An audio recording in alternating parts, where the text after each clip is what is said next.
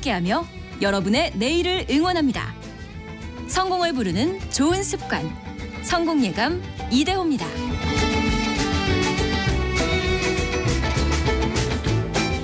성공예감 이대호입니다. 자, 2부의 문이 열렸습니다. 오늘은 3월 5일 화요일 오전 10시 5분 흘러가고 있습니다. 경제상식 퀴즈 정답 내드려야죠. 정답. 퇴직연금이었습니다. 퇴직연금. 이제는 퇴직금이라기보다는 퇴직연금이라는 표현이 더 어울리죠. 왜냐하면 이제 퇴직금은 뭔가 한 방에 받는다. 라는 좀 인식들이 있었는데 연금으로 노후를 좀 차곡차곡 준비해 나가야 하는데 6062님 예전에 회사 그만두고 퇴직금 받으면서 좋았어요라고 보내주셔가지고 그리고 3362님도 저도 얼마 전에 일시불로 받았네요. 이게 사실 취지는 연금입니다. 취지는 연금. 노후를 좀 꼬박꼬박 준비하실 수 있도록요.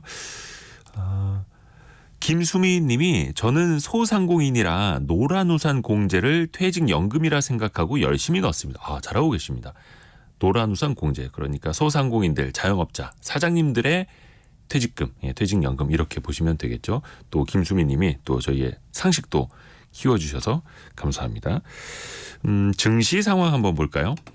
코스피, 코스닥. 코스피는 좀 많이 약세로 출발을 했었는데요. 지금은 거의 보합까지 올라왔고 조금 전에는 상승 반전을 하기도 했었습니다. 2674 가리키고 있고요. 코스닥은 0.66% 내린 867 가리키고 있네요. 그리고 원달러 환율은 1331원 가리키고 있습니다. 우리나라에서 최근에도 로봇 관련주들 굉장히 관심을 많이 받고 있습니다. 투자 시장에서도 마찬가지고요. 거기에 또 AI 기술까지 덧붙여지면서 로봇이 그냥 뭐 조립해주고 용접해주고 이런 로봇이 아닙니다. 이제는 시대가 변하고 있습니다. 그리고 전 세계 로봇 산업 규모가 연평균 20%씩 성장하고 있고요. 2030년에는 그 규모가 213조 원 시장이 될 것이다라는 국제 로봇 협회의 전망도 나오고 있습니다. 그러면 이 로봇은 어디까지 발전하게 될까요? 진짜로 그 테슬라가 선보인 휴머노이드 로봇이라고 하는데 진짜 인간과 함께 생활하는 로봇이 머지않아 우리 곁에 와 있을 수 있을까요? 직접 로봇을 제작하는 분입니다. 한양대학교 로봇공학과 한재권 교수와 함께 로봇과 함께 살아가는 미래를 그려보시죠. 교수님 안녕하세요. 네, 안녕하세요. 반갑습니다. 한재권입니다. 우선은 이제 로봇도 천차만별 아닙니까? 네, 종류 많죠. 기능에 따라서도 그렇고 성능에 따라서도 그렇고 로봇을 어디까지 정의를 좀 내려봐야 될까요? 사람마다 정의는 좀 다를 것 같은데요. 예. 일단 제 정의를 말씀드리면 네. 일단 움직여야죠. 움직여야지 로봇이라고 좀 볼 수 있는데 네. 그 움직임을 사람이 일일이 다 뭐 명령하고 뭐 손대지 않고 자기 스스로 움직일 수 있는 것이라고 보면은 일단은 예전에는 자동화 기계도 로봇처럼 보였어요. 근데 네. 요즘에는 조금 더 수준이 높아져서 스스로 판단해서 움직이는 것, 즉 AI가 가미돼서 움직이는 것, 이렇게 보시면 될 것 같습니다. 그러니까 예전에는 미리 입력해 놓고 아니면 네. 리모트 컨트롤을 네네네. 해야 했다면 이제는 그거 없이 스스로 판단하고 움직이는 것. 네, 그래서 로봇 정의가 조금 더 고차원이 됐다라고 좀 봐주세요. 이제는 이제 단순한 기계 장치가 아니라 그 네. 이상으로 넘어간다라는 거고요. 또 그 일상생활에서 이제 많이 볼 수 있습니다. 로봇을. 그렇죠. 그 호프집 가도 로봇이 그 맥주를 배달해주고 네네. 아니면 진짜 동태찌개도 로봇이 배달을 해주더라고요. 네네. 그리고 치킨을 튀기는 로봇 팔도 이전 실생활에서 많이들 쓰고 계시고 네. 그거 전문점으로 한 프랜차이즈 업종도 생겨나고 있고 성공한 프랜차이즈점이 있죠. 지금 거의 일상에 어디까지 지금 침투하고 있다고 보세요? 지금 말씀하신 거 정도가 많이 보실 수 있는 거고요. 그런데 이제 로봇 팔을 가지고 제조업 현장에서는 정말 다양하게 쓰고 있어요. 로봇 팔만 하더라도. 네. 그래서 예전에는 사람들이 기계 앞에 붙어서 네. 뭔가 막 그 물건을 뺐다 집어넣었다 하고 또 상품을 옮기고 이런 손으로 하는 작업들이 네. 이제는 로봇으로 많이 대체되고 있습니다. 그런 것들은 공장 안에서 벌어지니까 일상생활에서 잘 보이진 않아요. 근데 지금 굉장히 빠르게 확산하고 있고요. 그리고 일상생활 속에서는 앞으로 좀 더 특이하게 보여질 게 배달 서비스입니다. 그래서 뭐 배달의 종류는 되게 많죠. 예. 음식 배달도 있고 또 택배도 있고 네. 이런 것들을 어느 정도까지 들어갈 수 있을지를 지금 보고 있는 단계입니다. 왜냐하면 작년 말에 규제가 풀렸어요. 우리나라에서요. 예. 네. 그래서 그 이후로부터 이제 본격적으로 시험을 하고 있거든요. 그 시험에 지금 중간에 딱 와 있습니다. 강남 어디하고 또 판교 어디에서는 그 배달 로봇, 네네네. 조그만한 짐차라고 해야 될까요? 그렇죠. 이제 카트 같은 예, 거. 카트만한 녀석이 돌아다닌다 하더라고요. 네네. 아직 저는 실제로는 못 봤습니다만. 그리고 아프리카 르완다 지역이었네 어디서 그 다큐를 봤는데 네. 이미 드론 택배는 거기에서 엄청나게 활성화되어 있고. 그렇죠. 왜냐하면 도로망이 많이 좋지가 않으니까 예. 오히려 드론 서비스가 맞아요. 희한한 일이 벌어지고 있죠. 그러니까 오히려 후진국 개발도상국에서 드론 택배가 더 먼저 시작돼 버리는 거예요. 네. 그게 또 우리 일상으로 또 들어와 있고 이럴 때 또 빨리 규제를 또 풀어야 되는 건데 그 하나하나 또 같이 이제 이야기를 해보겠습니다. 네. 근데 그 아까 로봇팔 이야기를 해주셨는데 네. 뭐 지금도 이제 애국가의 그 그림이 나오는지 모르겠는데 자동차 용접하는 거대한 산업용 로봇팔이 있지 않습니까? 맞아요. 그리고 이제는 그게 작은 로봇팔로 네. 공장 생산 라인 작업자 옆으로 또 와 있는데 네. 그 두 개는 어떤 차이라고 보면 될까요? 일단 힘을 느낄 수 있느냐 없느냐 차이일 거예요. 왜냐하면 공장에서 예전에 애국가 말씀하셨는데 네. 이렇게 용접하는 거대한 기계들은 예. 위험해요. 위험하다. 그거는 그냥 프로그래밍 된 대로 하루 24시간 1년 365일 계속 움직이는 거예요. 똑같이. 그런데 그 작업 현장에 만약 사람이 있다라고 생각을 해보세요. 그럼 사람 칩니다. 아 옆에 있어도 그냥 자기 프로그래밍 모르죠. 된 대로 움직여야 되니까 그냥 쳐버리고 그냥 움직이는 그런 거예요. 거죠. 그러면은 안전사고 일어나고요. 그래서 굉장히 위험해서 일상생활 속에서 사람 주변에서 쓸 수는 없어요. 그렇기 때문에 그건 그냥 공장 안에 갇혀져 있었는데 이제 우리 일상생활 공간, 제조업도 일상생활 사람이 생활하는 공간 속에서 로봇이 같이 협업을 해줘야 시너지가 나는 게 굉장히 많은데 그런 거에는 어떻게 안전하게 쓸 수 있지라고 고민을 한 거죠. 그랬을 때 로봇이 힘을 느끼면 된다라고 솔루션을 찾았어요. 해답을 찾았습니다. 그래서 뭔가 이상한 힘이 느껴진다? 그럼 서버려요. 그런 차이가 있습니다. 그래서 제조업 현장에서 사람들과 같이 일하는 협동 로봇들은 힘을 느낄 수 있어서 굉장히 안전하다. 요 차이가 있습니다. 그래서 사람 옆에다가 두고 같이 쓸 수 있는 로봇팔을 협동 로봇이라고 하고 네.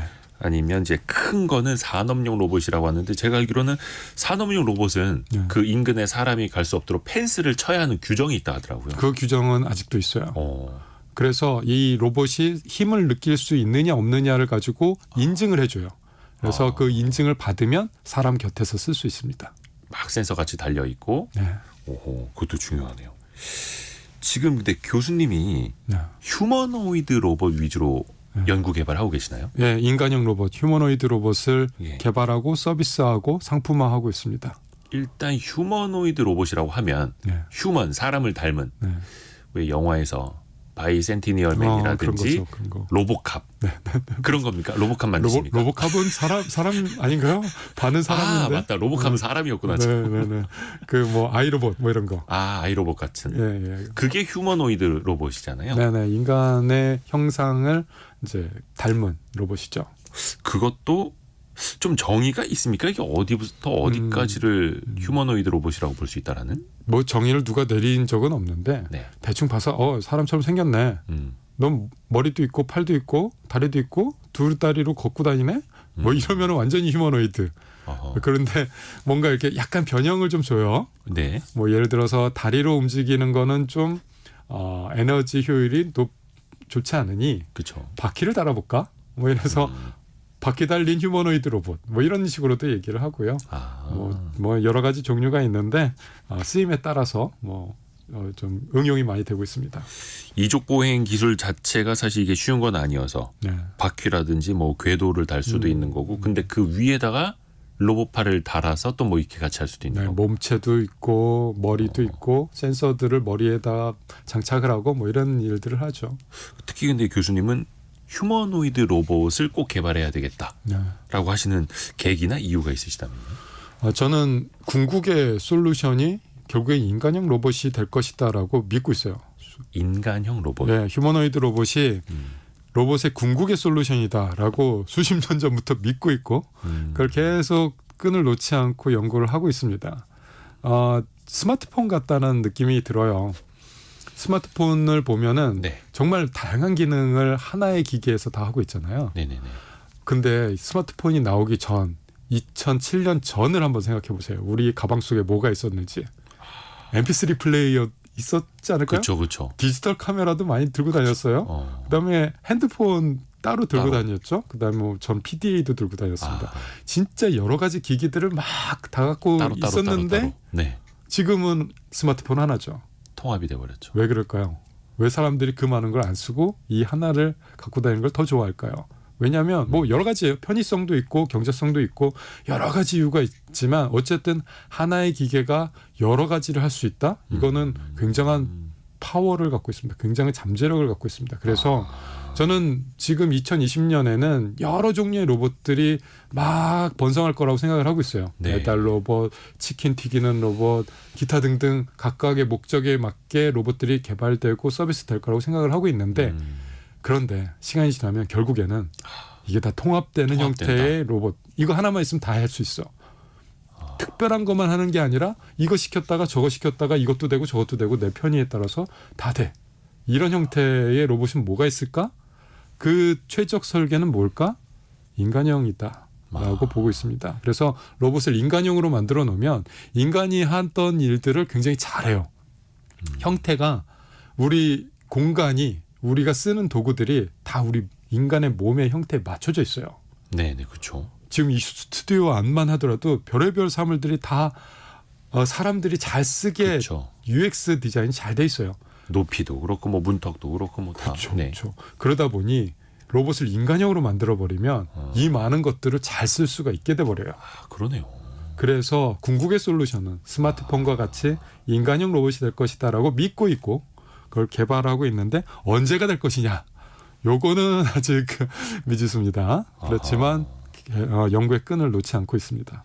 그러니까 뭐 물어보고 답해주고 검색해주고 그걸 넘어서 배달도 해주고 물건도 가져다주고 요리도 해주고 심부름도 해주고 다 할 수 있는 그게 스마트폰처럼 하나로 통합되고 융합될 수 있는 휴머노이드 로봇. 네. 이준봉님이 저도 이거 참 간과하고 있었던 건데 아톰과 마징가 Z가 로봇이라고. 아톰은 AI, 마징가 Z는 자동화 로봇. 근데 이게 거의 한 20년도 넘은 애니메이션 더 넘었네? 30년도 넘었나? 근데 그게 이제는 현실로 다가오고 있어서 그렇죠. 야, 이제야 우리가 이제 실감이 됩니다. 상상 속이 아니라. 네네. 교수님은 휴머노이드 로봇 중에서도 특히 어떤 부분에 특화된 것, 어떤 부분부터 지금 주목하고 개발하고 계세요? 저도 이제 히스토리가 있는데 예전에는 이족보행 두 다리로 걷는 거를 집중을 했어요. 그것도 힘들었으니까. 그게 제일 어려운 거 아니에요? 어렵죠. 근데 이제 그 선을 딱 넘어가고 나면 그 다음 산이 보여요. 일하는 거죠. 두 팔을 가지고 손을 가지고 무슨 일을 잘할 수 있는가로 가게 되고 네네. 일하는 걸 넘어서면은 그 다음에는 얼마나 똑똑한가, 얼마나 말귀 잘 알아들어서 지가 알아서 할 수 있는가. 예를 들면 사용자는 명령을 굉장히 간단하게 해요. 예를 들자면 저기서 물 좀 가져와. 굉장히 간단한 명령입니다. 근데 그것을 수행하기 위해서는 정말 많은 프로그래밍과 많은 판단과 이런 게 필요한데 그래서 저기가 어디고 물은 어디 있고 얼만큼 달라는 거고. 그렇죠. 이게 굉장히 논리적이지 않아요. 근데 그거를 논리로 풀어내는 것, 이게 요즘에 이제 생성형 AI와 엮여지면서 해답이 보이기 시작했어요. 그래서 요즘에 이제 그런 지능 쪽으로 좀 더 이제 제 연구가 그쪽으로 가고 있습니다. 오호. 그러니까 이족 보행 로봇을 넘어서 지능 쪽으로. 네. 저희 가서 물 좀 가져와라고 하면 우리 주인은 한 번 물 마실 때 100ml처럼 마셨고 그런 거 다 알아야 돼요. 정수기는 좀 찬물을 갖다 드려야지 내가 욕을 먹지 않고. 그렇죠. 예전에 찬물 갖다 줬더니 뭐 싫어했다, 좋아했다 이런 것들을 받아들여야 됩니다. 야, 그거는 진짜 그 영화 바이센티니얼맨에 나왔던 그 주인공이 돼버리는 거네요. 그 정도는 해줘야 얘가 좀 말귀를 좀 잘 알아듣네, 쓸만하네라는 평가를 받을 수 있어요. 근데 그 정도 로봇 하나 만들려면 시간도 그렇고 돈도 그렇고 어마어마하게 들어갈 것 같은데요. 지금은 그렇죠. 지금은 아직은 하시는 분이 많지 않고 찾는 분도 많지 않아서 하나 만드는데 경제성이 좀 없습니다. 그런데 이제 이게 얼마의 빠른 속도로 발전하고 있느냐, 얼마나 빠른 속도로 가격이 내려가고 있느냐, 이 경향을 봐야 돼요. 경향. 예. 이게 대량 생산까지 가려면 아직도 엄청 멀었을 거 아닙니까? 로봇은. 그래서 대량 생산을 할 수 있는 곳이 어디냐를 잘 찾아야 됩니다. 아마존은 찾았어요. 예. 아마존은 물류센터에 집어넣을 계획을 갖고 지금 그쵸. 공장을 짓고 있어요. 휴머노이드 로봇 대량 생산 공장을 오레건주에 짓고 있고 연간 1만 대 생산을 목표로 하고 있습니다. 만대요? 예, 지금 벌어지고 있는 일이에요. 어마어마하네요. 네, 아직 공장이 완성은 안 됐어요. 근데 그걸 만들면 네, 아마존은 쓸 데가 다 있다라는 거죠. 자기네 그렇죠. 물류 창고에서만 써도. 그렇죠. 자기네 것만 써도 수만 대가 필요한 거죠. 그러면 규모의 경제가 되고 단가가 인하가 되겠네요. 네. 파급 효과가 어마어마할 겁니다. 그 미국에서는 굉장히 공격적으로 투자가 되고 있는데요. 예. 뭐 테슬라가 하고 있는 건 많이들 아세요. 근데 그럼 테슬라가 독주하게 놔둘 거냐는 거죠. 자본주의 시장 경제 체제에서 대항마가 등장합니다. 테슬라뿐만 아니라. 예. 지금 대항마가 하나 등장했는데 네네네. 피규어 AI라는 회사인데 아하. 여기에 저번 주였나요? 675 밀리언 달러가 투자가 됐어요. 우리나라 돈으로 하면 8천억 원 정도죠. 오. 시리즈 B였는데 그래요. 스타트업이고 2년 된 스타트업이었는데. 그 피규어 AI가 진짜 사람같이 생긴 로봇. 네. 그래서 뭐 반응도 하고 네. 이거를 만드는 거 아닙니까? 예, 저랑 같은 종류죠. 근데 8천억 원을 그것도 시리즈 B. 뭐 B 중간 단계에서 그래서 투자를 받았다. 네. 투자한 사람들이요. 예. 다 아는 사람들입니다. 뭐 MS, 마이크로소프트. 엔비디아, 뭐 인텔, 뭐 그런 오픈 AI, 뭐 다들 아는 탑티어 글로벌 탑티어들. 그런데 약간 배신감을 느끼는 거는 LG랑 삼성도 투자를 했어요. 오. LG 이노텍과 삼성전자도 투자를 아니 했습니다. LG와 삼성이 그 피규어 AI에 이제 투자를 할 수는 있는데 배신감을 느끼셨다라는 건 한지원 교수님도 약간 뭔가 아니, 왜냐하면 또 이제 개발하는데 돈이 많이 드니까. 네네네. 저도 이제 우리도 잘해요라는 걸 이제 보여드려야죠. 그리고 믿음을 좀 주시면 저희 쪽에도 시선을 돌려주지 않을까라는 생각으로 열심히 하고 또 있습니다. 이제 학교뿐만 아니라 A 로봇이라는 또 회사도 경영하고 계시니까요. 네네네. 오호. 국내에도 이런 기업들이 또 있다라는 것도 또 좀 알려야 될 필요도 있어 보이고요. 네, 실력으로 보여드리려고 준비 중입니다. 오호. 실력으로 보여주십시오. 근데 이게 사실 우리나라 기업이 과연 그들 기업과 속된 말로 이제 맞짱을 뜨면 아, 이길 수 있을 것인가. 물론 네네네. 대량 생산이라든지 투자라든지 규모는 안 되더라도 기술력으로 먼저 좀 네네네. 보여줘야 되지 않습니까? 네네네. 해야죠. 근데 네. 가능성은 있다고 생각하고요. 우리 예. 꽤 잘합니다. 우리 잘하시는 분들 굉장히 많고요. 그리고 저 사람 저런 데를 경쟁할 수 있을까라고 생각을 하고 위축되면요. 네. 아무것도 안 돼요. 사실 우리가 자동차도 만들었고 반도체도 만들었어요. 아무것도 없던 그 척박한 환경 속에서 우리 선배들은 그랬습니다. 현대자동차 처음에 철공소에서 시작했고요. 포드 자동차가 아마 그 세계를 주름잡던 그 시절에 시작을 했어요.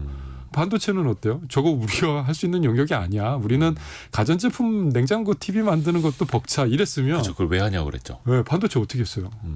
이런 도전 정신이 한 번 더 필요한 때가 지금 아닌가라는 생각을 하고 있습니다.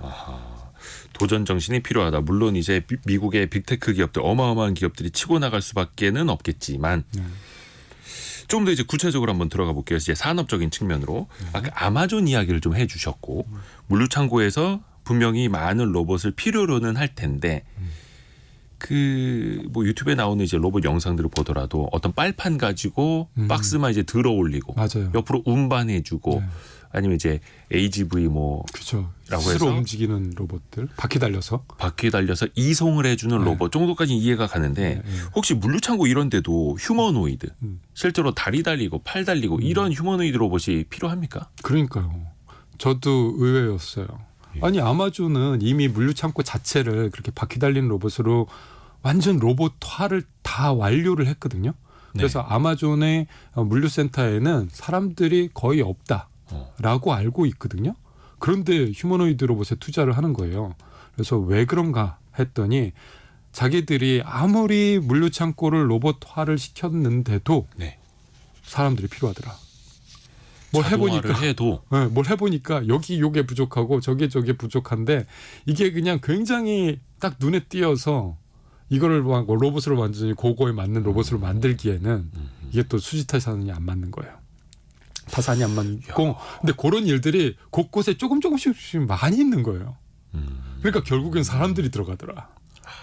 그러니까 이거를 어떻게 할까 하다가 아하. 인간형 로봇이 이것도 하고 저것도 하고 빈 공간을 채워줘야 된다라고 결론을 내린 거 아닌가라고 추정을 하고 있습니다. 이게 굵직하게는 컨베이어 벨트, 그렇죠. 리프트, 지게차 아니면 이제 픽업하는 기계들까지 자동화를 해놨는데 네. 그게 아니라 진짜 사람이 손으로 가서 뭐 해야 되고 불러야 네. 돼 이런 것까지도 사실은 정밀하고 세밀하게 해야 될 휴머노이드 로봇이 필요하다 이거네요. 해보니까 필요하다. 해보니까 여기가 비어 있다. 그걸 알게 되는 거 아닐까라는 생각이 듭니다. 이게 점점 뭐 이게 맨 뒷부분에서 꼭 여쭤보고 싶습니다만 이게 사람이 이제 어디 가서 일을 해야 되는지 좀 걱정이 들기는 하는데. 그런 생각해야 됩니다. 그러면 이런 휴머노이드 로봇이 우리 일상에는 또 어떻게 들어올지도 한번 생각을 한번 해볼까요? 물류센터는 이런 거대한 공간 말고. 예, 일단은 좀 시간은 걸릴 거예요. 예. 왜냐하면 지금 수요가 있어야 되고 그만큼 대량 생산이 돼야 되고 또 가장 어려운 태스크가 가장 기술적으로 어려운 부분이 네. 일상생활이에요. 사실 공장이나 어떤 어떤 제조업체에서 벌어지는 일들은 정해져 있어요. 오늘은 이거 하면 돼. 라고 어느 정도 정해져 있습니다. 네, 왔다 갔다 해야 되는 동선도 정해져 있고. 그렇죠. 공간도 예. 뭐 어떻게 규격화돼 있고. 그런데 일상생활은 집집마다 환경이 다 달라요. 네. 그리고 사람마다 원하는 게 다 달라요.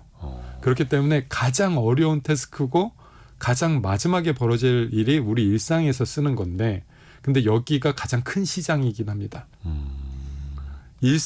많은 보통의 사람들이 사준다? 이게 가장 큰 시장이거든요. 그래서 애플이 시가총액 1위를 할 수 있었던 것도 이런 스마트폰을 만들 수 있기 때문인데 그러면 이게 언제 올 것이냐? 가장 마지막에 올 것이고 그게 언제일 것이냐라고 했을 때 사람마다 얘기하는 바는 다 달라요. 근데 저는 일관되게 하나 딱 얘기하고 있습니다. 수십 년 전부터. 예. 35년. 예? 2035년. 2035년에 뭐가 있나요? 일상생활에서 우리는 휴머노이드 로봇을 보게 될 것이다. 얼마 안 남았는데. 네, 10년 전에 또 20년 뒤에 올 거예요 라고 했을 때는 예. 너무 먼 건데 뭐 이랬어요. 주변에서 예. 20년 뒤면 그 뭐 언제 와? 그랬는데 이미 이제 그리고 이제 10년이 지났어요. 이제 10년밖에 안 남았다 이렇게 얘기를 하면 갑자기 이제 위기감이 드시나 봐요. 그렇게밖에 안 남았어? 그런데 2035년이라고 예전부터 얘기하고 다녔던 이유는 네. 딱 하나, 둘 정도입니다. 네. 인류 역사의 기술 진보의 패턴이에요. 그게 하나가 있고요. 예. 두 번째는 그 로봇 하시는 분들이 만들어 놓은 로드맵이 있어요. 네. 그게 이제 둘입니다. 그러다 보니 그게 이제 그런 자료들을 바탕으로 2035년 정도면 우리 일상생활 속에서 휴머노이드 로봇을 볼 수 있을 거예요라고 생각을 하고 있고요. 2030년쯤에는 2028년에서 30년쯤에는 네. 제조업 현장에서는 분명 휴머노이드 로봇들이 이제 일을 하기 시작한다라고 보고 있습니다. 그러니까 로봇 팔뿐만이 아니라 진짜 사람처럼 생긴 녀석들이 저 볼트가 떨어졌네. 그럼 자기가 주워오고 이럴 수도 있다라는 거죠. 그게 이제 단계적으로 벌어질 거예요. 기업에서부터 먼저 쓰고 그다음에 일상생활에서 쓰고. 근데 이게 예전 같았으면 교수님 이거 좀 먼 것 같은데요라고 이제 좀 반문을 했을 수도 있을 것 같은데 최근에 나오는 그 동향들을 보면은 하루가 다르게 이제 빠르게 그렇죠. 진화하다 보니까 그렇죠. 야 10년 되겠는데요? 그냥 고개가 끄덕여집니다. 네. 또 개발하시는 분들은 또 가열차게 개발을 또 하셔야 될 테고요. 그러니까 아까 힘을 느껴야 어떤 진짜 휴머노이드 로봇이라고 이제 말씀을 해주셨는데 이것도 이제 지각하는 기능이 필요하고 진짜 로봇의 온몸에 막 센서가 막 덮쳐지고 막 이런 개념 아니겠습니까? 힘은 어떻게 느끼게 되고 어떤 원리로 인지를 하게 되는 거예요? 강의해도 되나요? 조금만 쉽게. 제일 잘하는 건데. 그래요? 네. 아니, 그 강의하는 거 진짜 좋아해서. 네. 쉽게. 네. 일단은 모터가 있어서 모터가 움직이죠. 네. 모터가 움직이기도 하지만 힘을 느낄 수도 있게 만들 수 있습니다. 그래서 관절마다 모터를 넣을 텐데 관절마다 외력이라고 할까요? 바깥에서 느껴지는 저항 이런 것들을 로봇이 모터가 센싱할 수 있어요. 모터가 느낄 수 있어요. 그런 관절마다 느껴지는 그 이상함을 다 종합을 하면 수학적으로 계산해낼 수 있습니다. 그런 게 이제 간접적으로 잘 계산해서 느낄 수 있는 힘이고 직접적으로는 아예 힘 센서를 붙이는 방법도 있어요. 더 정밀하게 측정하려면 아예 팔목이라든가 발목이라든가 손가락 끝이라든가 이런데 힘을 느낄 수 있는 센서들이 있어요. 그런 것들을 붙입니다. 그래서 뭔가 좀 더 정밀하게 힘을 느낄 수도 있고요. 지금 저희가 그 한양대학교 로봇공학과 한재권 교수와 이야기를 나누고 있는데 여기서 하나만 좀 여쭤볼게요. 그러면 사실 모터는 네. 뭔가 좀 빠르게 돌리는 그렇죠. 힘을 작동하는 힘을 맞아요. 발생시키는 걸로 알고 있는데 그래서 거기다가 감속기 같은 걸 붙여서 많이 하신데. 속도를 좀 제어를 하지 않습니까? 네네. 근데 이 모터와 감속기 개념이 아니라 거기 어떤 센서까지 들어가서 모터 자체가 힘을 느낀다는 거예요?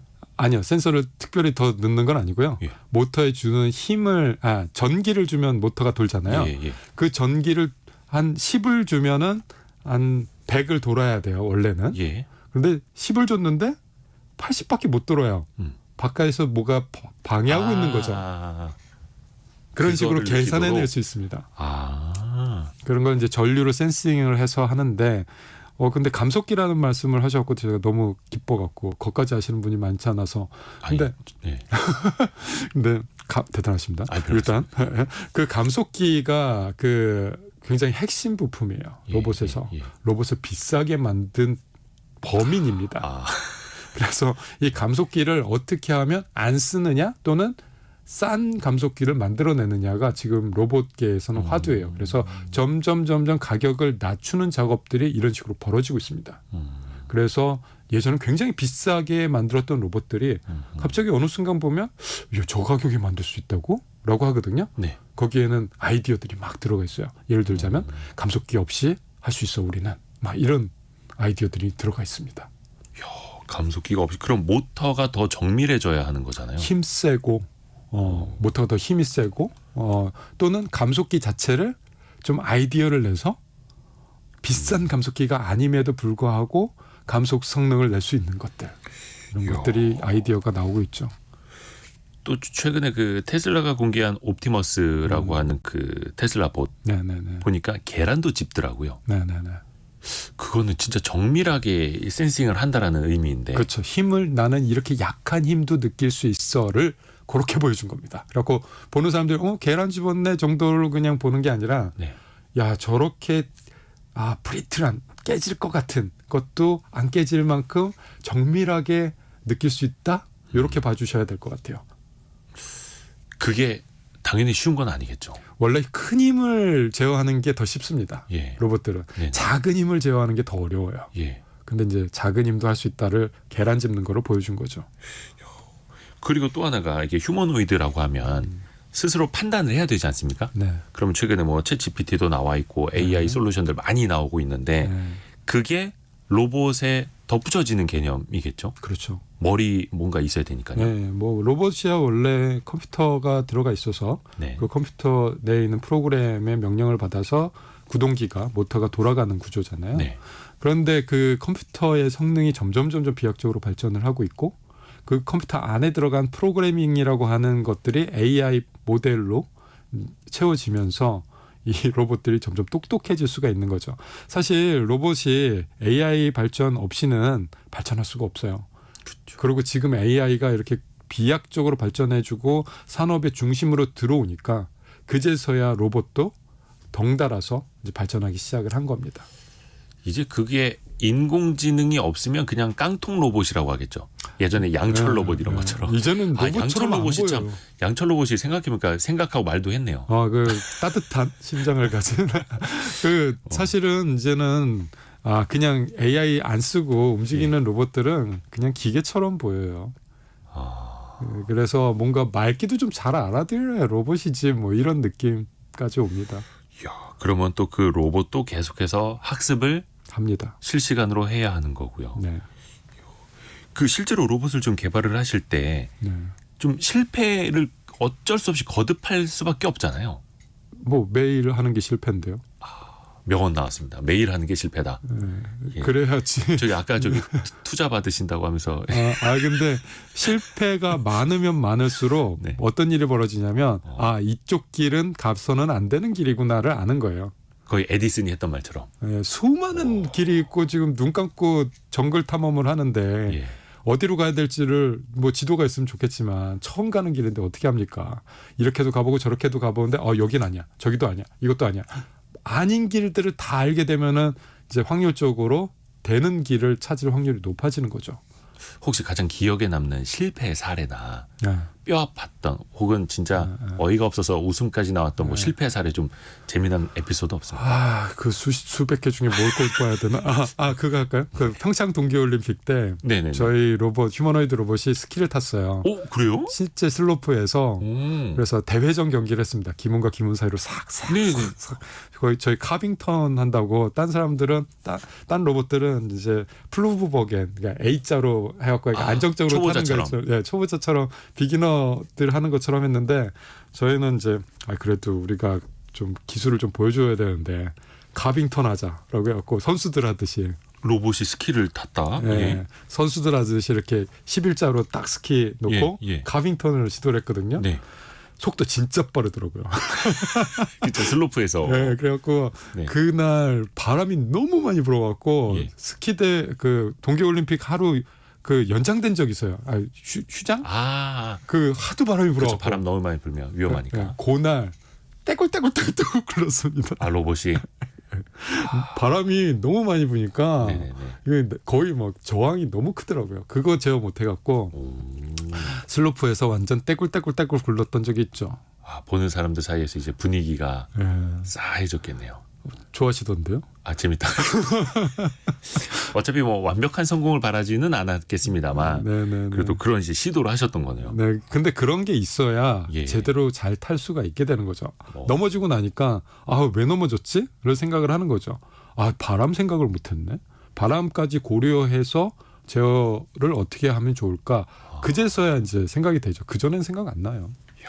뭐 하기사 평창 동계올림픽도 이제 꽤 몇 년 지났으니까 지금은 더 좀 그렇죠, 지은화가 됐겠죠. 5년 전 얘기한 겁니다. 이야, 지금은 나아졌죠? 그때 로봇 보면 눈 뜨고 못 봐요. 내가 저런 걸 만들었다고 막 이러면서. 근데 이제 그만큼 또 성장이 됐다라는 네네. 뜻일 테니까요. 로봇에도 뭔가 에너지원이 필요하지 않습니까? 그렇죠. 대부분 당연히 2차 전지가 들어간다고 해야 될까요? 그렇죠. 그게 또 핵심이 될 테고요. 네. 어떻게 그냥 뭐 갖다 붙이면 되는 원리입니까? 어때요? 에너지원은? 저는 뭐 2차 전지 전문가가 아니라서 잘 만들어 주신 거를 잘 쓰고 있죠. 그런데 아직 좀 부족해요. 그래요? 예. 좀 에너지 밀도가 좀 높았으면 좋겠습니다. 사실 휴머노이드 로봇, 인간형 로봇은 인간의 비슷해야 돼요. 에너지 쓰는 것도 비슷한 수준까지 올라와야 됩니다. 네네네. 그런데 지금은 인간에 비해서 너무 많이 전력을 쓰고 있어요. 에너지를 쓰고 있어요. 오늘 인간을 생각하면요. 에너지를 어떻게 흡수를 하냐면 음식을 먹어요. 근데 그 음식을 화학적으로 이제 사용을 합니다. 에너지로 네. 만들어내기 위해서. 그 에너지원이 얼마나 될까요? 하루 3끼 먹는다고 치고 하루 몇 칼로리 드세요? 글쎄요. 전 잘 그런 걸 계산을 안 해가지고. 저도 잘 계산 안 하지만. 인간은 굉장히 효율적인 동물 아닙니까? 맞아요. 네. 굉장히 효율적이에요. 예. 그래서 우리 뭐 수천 킬로칼로리 먹고 예. 하루 종일 움직여요. 예. 하루 종일 생각하고요. 뭐 누워서 잠자는 시간 빼고는 정말 잘 움직여요. 말도 잘하고. 그런데 그걸 이제 로봇으로 환산해 보면 그 에너지원 가지고는 그 정도 에너지원으로는 지금 1시간 정도밖에 못 움직여요. 그래요. 그러니까 너무 차이가 나는 거죠. 그리고 그러다 보니까 배터리가 정말 많은 전력을 가지고 있어줘야 돼요. 상시. 네. 그런데 그게 아직 안 되는 거죠. 그래서 아직 한계에 있습니다. 만약에 배터리 기술이 좀 더 발전해서 에너지 밀도를 더 높일 수 있다면 로봇은 더 많이 오래 쓸 수 있고 굉장히 많은 일들을 잘 수행할 수 있을 것 같아요. 그러니까 비싼 휴머노이드 로봇을 예를 들어서 우리 집에 들여놨는데 네. 로봇 비서, 네. 로봇 파출부 이런 식으로 가정부 네. 근데 계속 저기 콘센트 옆에 가 있고 저 밥 좀 먹고 올게요. 충전하고 일좀 있고. 시키려고 그러면 밥 네. 좀 먹을게요. 네. 이러는 거죠. 아니면 이제 유선으로 막 이렇게 해서 줄만 한 10m가 있고 이러면 또 안 되니까요. 네, 그건 이제 극복을 할 거라고 믿고 있고 전지하시는 분들이 그 극복해 줄 거라고 믿고 저희는 됐다라고 가정을 하고 개발을 하고 있습니다. 또 그 휴머노이드 로봇 중에서 선두권에 있는 테슬라 봇 빼놓을 수가 없는데 네. 머지않아 또 뭐 공장에 뭐 투입할 예정이다 일론 머스크가 이야기를 하기도 하고요. 그 가격을 대략 로봇 한 대당 2만 달러로 예상을 했더라고요. 네. 근데 2만 달러 우리나라 돈으로 한 2,600만 원 정도 아닙니까? 네네네. 근데 사람을 닮은 로봇이 2,600만 원이다. 이거는 비싸다고 봐야 될까요? 아니면 이건 저렴한 거라고 봐야 될까요? 어떤 일을 하느냐에 따라 다르겠죠. 어떤 일을 하느냐에 따라서. 만약에 한 3천만 원 할게요. 네. 3천만 원 주고 샀는데 할 수 있는 일이 별거 없어. 서 있어 그러면은 그냥. 예. 그냥 그거는 낭비죠. 그렇죠. 내가 한 3천만 원 주고 들여놨는데 내 생활이 너무 편해졌어. 뭐 밥도 안 하고 빨래도 안 하고 청소도 안 하고 뭐 아무것도 안 해도 돼. 그러면 비쌀까요? 그런 이제 효용성, 그러네요. 효용성. 에 대한 가치일 텐데 사실 일론 머스크가 2만 달러 얘기를 했을 때 그건 목표 가격입니다. 아직 현재 가격은 아니에요. 그 선까지 낮추겠다라고 얘기한 겁니다. 네네네. 그러면 이제 가격 경쟁이 붙은 거죠. 그리고 누가 더 빨리 가격을 낮출 수 있느냐 경쟁이 붙어 있습니다. 와, 그게 또 가능할 거라고 당연히 그들은 보겠죠. 목표이기도 하고. 네네. 얼마나 대량 생산을 잘 해내느냐 그리고 얼마나 아이디어를 잘 내서 비싼 부품을 싸게 만들 수 있느냐에 대한 얘기입니다. 이제 테슬라는 그냥 자동차 회사도 아니고 자율주행 회사만도 아니고 빅데이터, 슈퍼컴퓨터 거기다가 인공지능, 휴머노이드까지 무섭습니다. 근데 그게 또 하나로 또 융합이 될 수도 있는 측면이 있잖아요. 그 궤적을 보면 그냥 일맥상통해요. 딱 하나의 궤적으로 모든 여러 디바이스들이 있는 것뿐이고 사람들이 보기에는 디바이스만 보니까 헷갈리는 거죠. 로켓도 만들어, 휴머노이드도 만들어, 전기차도 만들어, 발전기도 태양광도 해. 뭐 이렇게 뭐 중구난방이야라고 하겠지만 이 사람들이 가는 궤적은 딱 하나, 일맥 딱 한 길을 가고 있습니다. 뭐냐면 소프트웨어로 세상을 완전히 뒤바꿔서 자신들이 새로운 산업을 장악하는 것. 요 모토 아래 모든 것이 움직이고 있습니다. 그들은 소프트웨어가 중심이에요. 소프트웨어로 세상을 바꿀 수 있는 것. 근데 그게 여러 가지 주변 하드웨어들이 다른 것뿐입니다. 로켓을 쏴서 인공위성을 쏴서 거기에서 통신을 해서 거기서 만들어지는 우리가 만든 소프트웨어들이 전 세계에 유통이 돼서 뭐 이런 식으로 생각을 펼쳐나가는 거예요. 우리가 만든 AI 소프트웨어가 자동차에 들어가서 자동차를 바꿔내고 그래서 자동차 산업을 완전히 재편하고 이런 식으로 보면 로봇 하는 게 전혀 이상하지가 않아요. 그게 또 한 길로 또 가고 있는 셈인 거고요. 네. 또 하나가 많은 분들이 아까 보내주셨는데 0358님이 먼 훗날에는 로봇이 많아지고 로봇이 사람 보고 물 떠오라고 할 것 같아요. 보내주셨고 8022님은 우리 아들 취업시키고 싶네요. 지금 나오신 선생님에서 지금 선생님은요 한양대학교 로봇공학과 한재권 교수이고 A로봇이라는 또 회사도 운영하고 계시고요. 초등학교 5학년인데 어떤 과를 전공을 가야 할까요?라는 이게 뭐 하나하나 좀 풀어볼게요. 사실 이제 인간의 일자리를 또 로봇이 나중에 대체할 것이다라는 우려들이 크지 않습니까? 많죠. 아까 교수님도 말씀을 해주신 건 휴머노이드 로봇은 사람의 일을 대체할 수 있어야 휴머노이드 로봇이라고 또 말씀을 해주셨고 이거는 필연적으로 올 수밖에 없는 미래일까요? 네, 저는 그렇게 보고 있습니다. 우리가 안 하면 딴 사람이 한다라고 생각하고 있습니다. 그럼 사람은 뭐 해야 됩니까? 그래서 인간의 일에 대한 개념이 바뀌게 될 거라고 예상하고 있어요. 일에 대한 개념이 바뀐다. 이 인간의 일에 대한 개념은 계속 바뀌어 왔어요. 그리고 직업은 계속 변화해 왔습니다. 그거는 인류의 역사예요. 안 그러면은 우리 대부분의 사람들이 농사지어야 돼요. 예전에 100년 전만 해도 95%의 사람들이 농사졌습니다. 아니, 농업에 종사했습니다. 농수산물.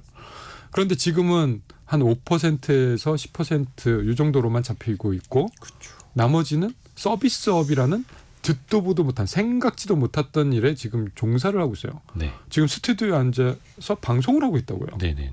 그리고 이런 100년 전에는 생각도 못한 일들을 우리는 하면서 경제활동을 해나가고 있어요. 그냥 태어나서부터 봤으니까 자연스러운 것뿐이지 인간 역사에 비하면 굉장히 많은 변화를 한 거거든요. 그렇죠. 계속 변할 겁니다. 그 변화의 주체가 되느냐 아니면 따라가느냐에 따라서 그 공동체가 번영하느냐 그렇지 않느냐가 결정이 되어 왔고요. 인간은 계속 직업을 변해왔고 앞으로도 그럴 것이고 그 방향이 어딘가를 빨리 캐치하고 그쪽으로 가야 됩니다. 로봇이 나오면 인간이 일을 안 할까요? 지금의 일을 안 할 뿐입니다.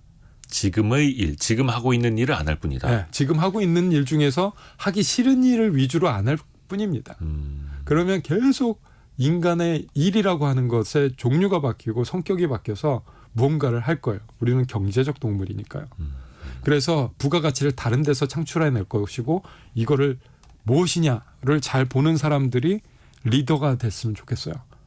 그래서 리더를 잘 뽑는 것도 중요하고 그리고 우리 공동체가 좀 도전적인 의식으로 이것도 한번 가보자라고 하는 이런 분위기도 중요하고요. 근데 이게 산업화 이후로 서구 쪽은 굉장히 잘 돼 있어요. 네. 이거 한번 해보자. 새로운 거다. 이걸로 가보자. 뒤는 모르겠고 한번 가보자. 이게 좀 그들의 의식 속에는 좀 많이 있는 것 같습니다. 그러다 보니까 계속 개척해 나가는 일을 하고 있고 우리가 빨리 따라가서 그래도 다행인데 그래도 우리도 이제 퍼스트 팔로우 패스트 팔로우가 아니라 따라가는 사람이 아니라 네. 개척하는 사람으로 다음 단계로 진입을 했으면 하는 바람이 있습니다. 사실 우리나라가 신기술 참 많이 받아들이고 우리도 또 도전 정신이 있으니까요. 로봇도 그렇고 AI 기술도 그렇고 여기에 우리가 대체되는 존재가 아니라 네. 이걸 잘 또 활용하는 존재. 그래서 한 번 더 우리가 점프할 수 있는 그런 계기가 좀 됐으면 하는 바람입니다. 오해가 하나 있어서 이건 꼭 네. 지금 하고 계신 일을 바꾸시란 얘기가 아닙니다. 네네네네. 이 새로운 직업은 우리 아이들이 할 거예요. 지금 하고 계신 일 열심히 잘 하시면 돼요. 여기서 조금 더 아이디어 내서 조금 더 개선하시고 로봇 사용해서 조금 더 나아졌네 뭐 이런 식으로 가는 게 기성세대입니다. 그런데 직업이 바뀐다고 하는 거는 기성세대들이 그 직업을 이제 은퇴를 하면서 그만두고 아이들이 우리 청년들이 새로운 아이디어로 새로운 직업을 해내는 거예요. 그렇게 돼서 시간이 흘러가면 인간의 직업이 바뀌는 겁니다. 오늘 한양대학교 로봇공학과 한재권 교수와 함께 말씀 나눴고요. 다음번에 한 번 더 뵙는 그때는 또 그 사이에 또 세상이 또 많이 바뀌어 있을 것 같습니다. 저 대신 로봇 투입할까요?